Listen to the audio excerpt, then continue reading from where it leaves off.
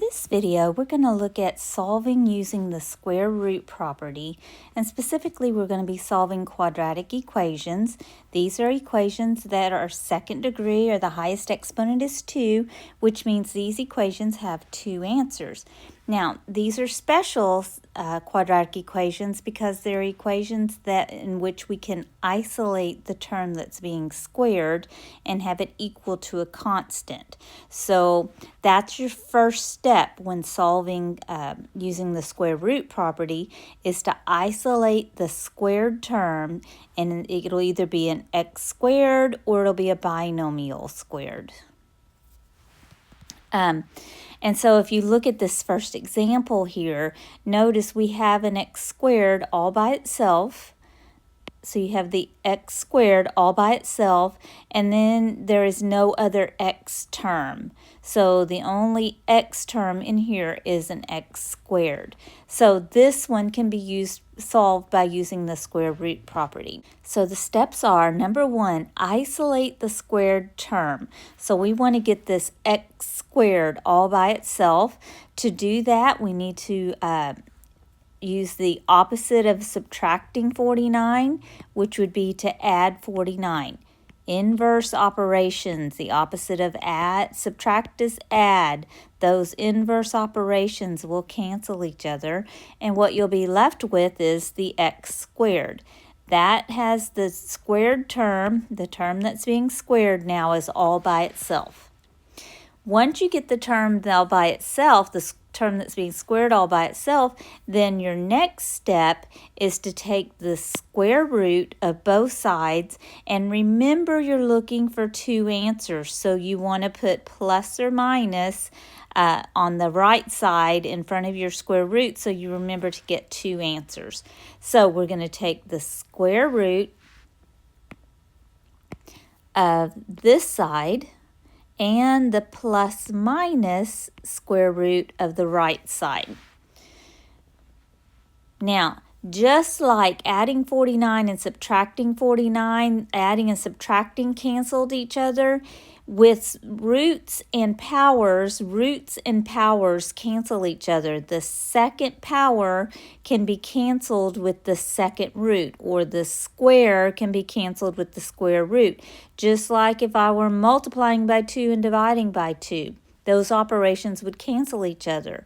If you're taking the square root of a squared, then those 2 operations cancel each other, and that isolates the x. Now what we want to do is simplify our square root. 49 is a perfect square. It's 7, so this simplifies to the positive and the negative 7. Notice I got 2 answers. First answer is, one answer is positive 7, one answer is negative 7. This plus minus is very important, because if I left that off, I'm only giving you 1 answer, and every second degree equation has 2 answers. So don't forget the plus minus. That's a real common mistake with the square root property. All right, let's look at our next example. The next example is x squared plus 19 equals 100. So I've got this x squared all by itself, and everything else is constant, so I can get all the constants on one side and get just the x squared by itself. I'm going to do that by subtracting 19. What that will give me then is x squared equals 100 minus 19, which is 81. Now the next step is to get rid of the square. So you do the inverse of squaring, which is taking the square root. But whatever you do to one side, you have to do the other side, and you have to remember you're looking for 2 answers. So you put plus minus in front of that square root. On the left side, the square root and square cancel each other, and you're left with x. On the right side, you still have the plus minus, and the square root of 81 is 9. And so our 2 answers are positive 9 and negative 9. Okay, let's look at example 3. Example 3, we have the x being squared, and then we've got the number 2 and the number 40. We can get rid of the plus 40 by subtracting 40.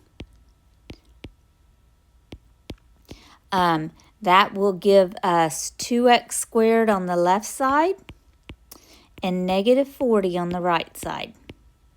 Now be really careful. You have to isolate what's being squared. In this example right here, the 2 is not being squared. The 2, this is 2 to the first power. It's x to the second power.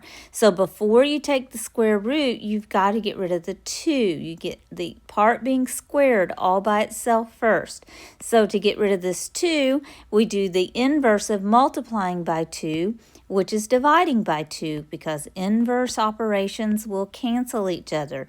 Multiplying by 2 and dividing by 2 cancels each other, and you're left with x squared. And then over here, you're left with negative 20. Now we can get rid of the square by taking the square root of x squared. But if we do that, we have to take the positive negative square root of negative 20 so that we keep our 2 answers. On the left side, we get x by itself. On the right side, we have plus minus square root of negative 20. Well, 20 is not a perfect square, so I'm going to have to simplify this expression. To do that, I'm going to go over here and just use my margin to simplify the square root of negative 20. Well, first of all, it's a square root of negative, so I'm going to have to pull out my I, and I'm left with the I times the square root of 20. And then I think of the biggest perfect square that divides into 20, which would be 40. And so I'm going to factor this to the square root, which would be 4, I'm sorry. So I'm going to factor this to the square root of 4 times the square root of 5. 4 times 5 is 20. Square root of 4 is a perfect square. So that means I can take the perfect square. Square root of 4 is 2. And so what I have is 2i, don't forget this I, square root of 5. So the square root of negative 20 simplifies to 2i square root of 5. So to finish our problem then, we have x equals plus or minus 2i square root of 5. And that is 2 answers. It's positive 2i square root of 5 and negative 2i square root of 5. Okay, last example. 5x squared plus 60 equals 0. So we need to get the x squared by itself. First of all, we're going to get rid of the plus 60 by subtracting 60. Then we'll have 5x squared equals negative 60. And then we still have to get rid of the 5 because it's not a perfect square. We're getting only the x squared by itself. That'll give us x squared equals negative 12. And now we're going to take the square root of both sides to get rid of the square. And don't forget, we're taking the plus minus square root of the right side. That will leave us with x on the left side. And then we have plus minus square root of negative 12. Again, 12 is not a perfect square, so we're going to have to go to the margin and simplify that. The square root of negative 12. Bring out your I, and you have I times the square root of 12. And then you think of a perfect square that divides into 12, which would be 4. So we're going to split this up and make it the square root of 4 times the square root of 3, because 4 times 3 is 12. We chose 4 because 4 is a perfect square, and square root of 4 gives us 2. So our answer ends up being 2 times I times the square root of 3. So finishing our problem then, we'll have x equals plus or minus 2i square root of 3. And if you want to write that as 2 separate answers, you could have x equals positive 2i square root of 3, comma, negative 2i square root of 3. And so now we have 2 answers.